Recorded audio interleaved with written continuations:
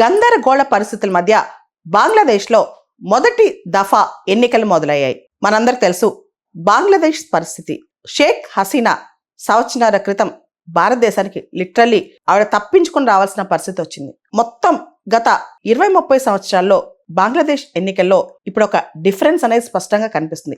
ఓ పక్క Bangladesh nationalist party leader Khaleda Zia last month చనిపోయారు. మరో పక్క షేక్ హసీనా భారతదేశంలో తలదాచుకుంటున్నారు. ఈ టైంలో బంగ్లాదేశ్లో ఎన్నికలు జరుగుతున్నాయి. బంగ్లాదేశ్లో 17 కోట్ల మంది జనాభా ఉన్నారు. దానిలో 12 కోట్ల మంది ఎలిజిబుల్ ఓటర్స్ అన్నమాట. అయితే బంగ్లాదేశ్లో ఈ స్థాయిలో ఎన్నికలు అంటే ఎటువంటి ప్రమేయం లేకుండా ఎన్నికలు జరుగుతున్నట్టు అక్కడ ప్రలోభ పెడుతున్నారు ప్రజల్ని. 2009 తర్వాత ఇలాంటి ఎన్నికలు ఇంతవరకు జరగలేదు, అలాంటి ఎన్నికలు ఇవి అని చెప్పి అక్కడ ఇంటరిం ప్రభుత్వం చెప్తుందన్నమాట. మనం చూస్తే కనుక బంగ్లాదేశ్ నేషనలిస్ట్ పార్టీకి సంబంధించి ఖలీదా జియా కొడుకు తారిక్ రెహమాన్ దాదాపు 17 సంవత్సరాల తర్వాత దేశానికి తిరిగి వచ్చి తన తల్లి అంత్యక్రియలు చేసి ఈ ఎన్నికల్లో పాల్గొంటున్నారు. మరోపక్క జమాత్ ఈ ఇస్లామీ ఏదైతే బాగా కన్జర్వేటివ్ పార్టీ ఉందో 1971 టైంలో వార్ క్రైమ్స్ లో కూడా బాగా ఇన్వాల్వ్ అయిందో ఆ పార్టీ కంటెస్ట్ చేస్తుందన్నమాట. ఒకప్పుడు షేక్ హసీనా ఈ జమాత్ ఈ ఇస్లామీ పార్టీని బ్యాన్ కూడా చేసిందనమాట. అటువంటి పార్టీ ఇప్పుడు మళ్ళా కంటెస్ట్ చేస్తుంది. అయితే చాలా మంది స్త్రీలకి అక్కడ ఇప్పుడు సీట్లు కూడా ఇవ్వలేదు.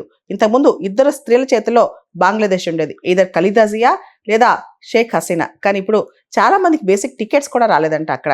మనం చూస్తే కనుక బంగ్లాదేశ్లో ఎలక్షన్స్ అనేవి 3 ఇంపార్టెంట్ విషయాల మీద అక్కడ ఎలక్షన్స్ జరుగుతున్నాయి.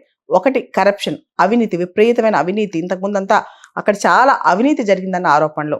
రెండో అంశం ఇన్ఫ్లేషన్, ద్రవ్యోల్బణం అనమాట. అక్కడ ఆర్థికపరమైన అనిశ్చితి చాలా ఉంది. మూడోది ఎకనమిక్ డెవలప్మెంట్. మనం చూస్తే కనుక కోవిడ్ తర్వాత బంగ్లాదేశ్ కోలుకోలేకపోయింది అనమాట.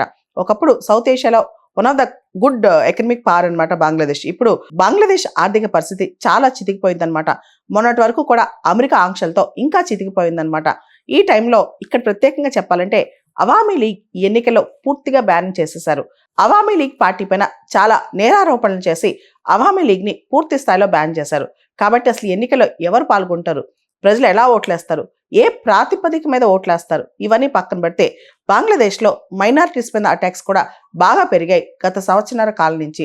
ఈ తరుణంలో బంగ్లాదేశ్ ఎన్నిక అనేది ఇండియా పైన కూడా ప్రభావం చూపిస్తుంది. ఇండియా కూడా దాన్ని చాలా జాగ్రత్తగా వాచ్ చేస్తుంది. ఇంటర్నేషనల్ కూడా అనేక దేశాలు అసలు బంగ్లాదేశ్లో ప్రజాస్వామ్యం ఉంటుందా, నించుంటుందా అనే అనుమానాలు వ్యక్తం చేస్తున్నాయి.